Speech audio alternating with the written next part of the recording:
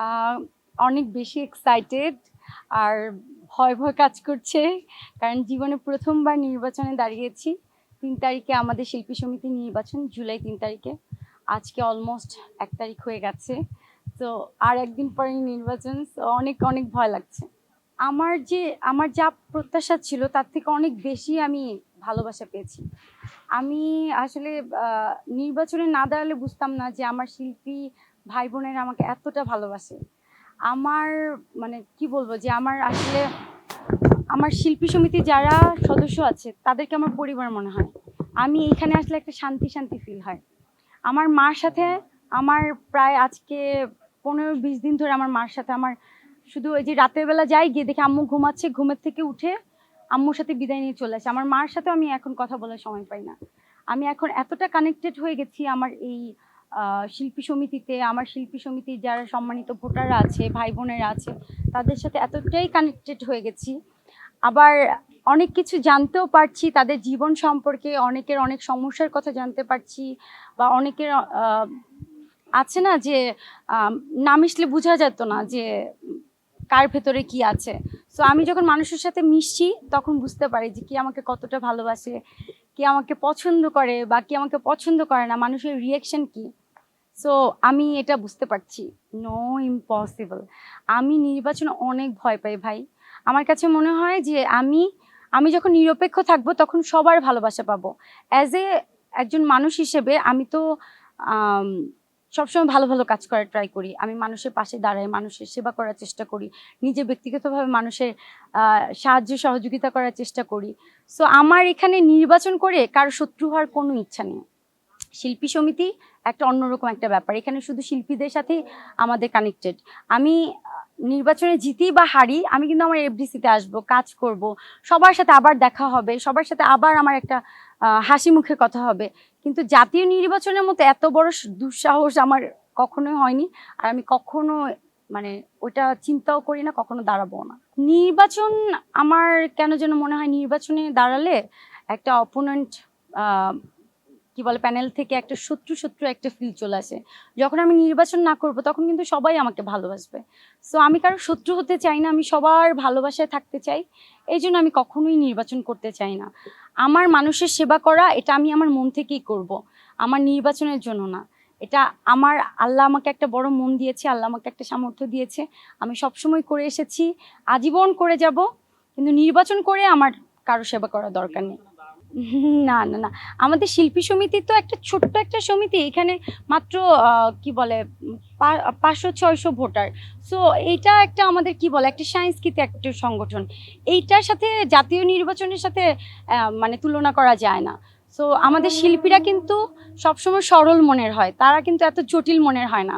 So আমরা নির্বাচনে দাঁড়ালে হয়তোবা অপোনেন্ট প্যানেন্ট চাইতেই পারে যে আমি জয়লাভ করব, আমি ওদের থেকে বেশি ভোট পাবো। কিন্তু নির্বাচনে আমরা হারি বা জিতে আমরা কিন্তু সবাই আবার হাসি মুখে কথা বলি, একসাথে খাবার খাই, একসাথে চা খাই, বিভিন্ন প্রোগ্রামে গেলে জড়িয়ে ধরি, হাই হ্যালো হয়, কথা হয়। সো আমাদের আমাদের শিল্পীদের মধ্যে কিন্তু এই ভালোবাসাটা সবসময় থাকে।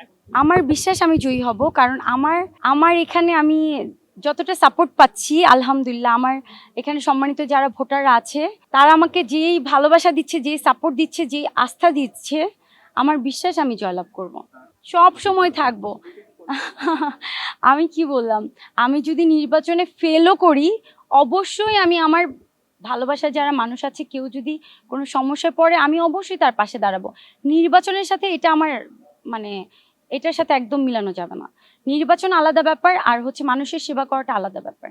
আমি নির্বাচনে হারি বা জিতি আমি সব সময় আমার শিল্পীদের আমি পাশে আছি ইনশাল্লাহ। আমি তো আমাদের প্যানেলকে অনেক শক্তিশালী মনে করি।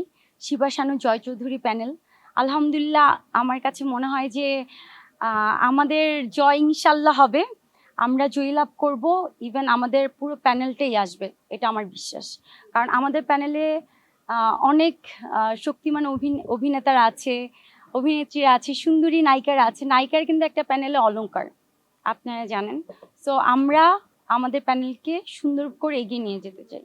আমার বিশ্বাস আমরা ইয়াং জেনারেশন যারা আছি, আমরা আসলে ইয়াংরা কিন্তু অনেক পরিশ্রমী হয়, আমরা অনেক পরিশ্রমী, আমরা অনেক খাটতে পারবো।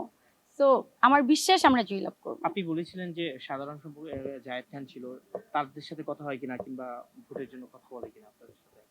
আমার গতকালকে নিপুণ আপুর সাথে কথা হয়েছে। আমি নিপুণ আপুর কাছে ভোট চেয়েছি, দোয়া চেয়েছি। নিপুণ আপু আমাকে অনেক ভালোবাসে। ইভেন জায়েদ খানও কিন্তু আমার ভালো বন্ধু। আমি জায়েদ খানকে ফোন করেছি, জায়েদ খানের কাছেও আমি দোয়া চেয়েছি। যেহেতু আমি প্রথম নির্বাচনে দাঁড়িয়েছি, আমার যারা সিনিয়র যারা আছে, বিগত দিনে যারা নির্বাচন করেছে, প্যানেলে ছিল, আমি সবার কাছে দোয়া নিয়েছি।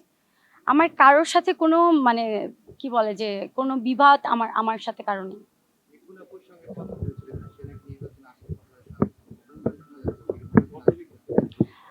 আপু আমাকে বলেছে যে আপু ভোট দিতে আসবে, আর আপু আমাকে সাপোর্ট করছে। আপু আপু আমাকে অনেক পছন্দ করে। আসলে আমরা নির্বাচন ছাড়াও আপুর সাথে আমার অনেক কথা হয়। আপুর যে পার্লার আছে টিউলিপ, সেখানে আমি যাই, সার্ভিস নেই। আপু কিন্তু অনেক ভালো একজন মানুষ। আমার আমার খুব ভালো লাগে নিপুণ আপুকে। হুম? আপু আপুর সাথে আসলে ডিসকাউন্ট কি বলবো, আপু তো এটা ভালোবেসে আমার কাছ থেকে কখনো টাকাও নেয় না। একদম আমাকে ভালোবেসেই করে দেয়। আমি টাকা দিতে চাইলেও আপু কখনো নেয় না। আমরা দেখি যে প্রত্যেকটা সঙ্গী তার হাজবেন্ড কতটুকু আসলে উপমা দিচ্ছে, আমাদের কিন্তু লাইভ কোচিং আছে, তার সাথে আপনাকে নিয়ে যাচ্ছে।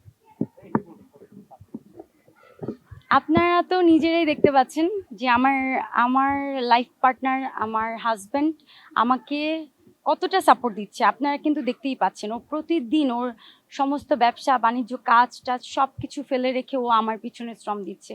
ও প্রতিদিন আমাকে সাপোর্ট করছে, আমার সাথে আসছে, ও নিজেও ভোট চাচ্ছে। ইভেন ও ও কিন্তু আমাকে বলেছে যে ওদের একটা বিজনেস ফান্ড আছে যেখান থেকে অসহায় মানুষদের জন্য সাপোর্ট করা হয়। সে আমাকে বলেছে যে সেখান থেকেও সে শিল্পীদের জন্য কাজ করবে। আমি তো আছি, আমার পক্ষ থেকে তো হচ্ছে। আমার শ্বশুরবাড়ির ফ্যামিলি থেকে, আমার হাজব্যান্ডের বিজনেস থেকেও আমাদের একটা ফান্ড আসবে, যেটা শিল্পী সমিতির, যদি আমরা জয়লাভ করি শিল্পী সমিতির ফান্ডে এটা জমা হবে।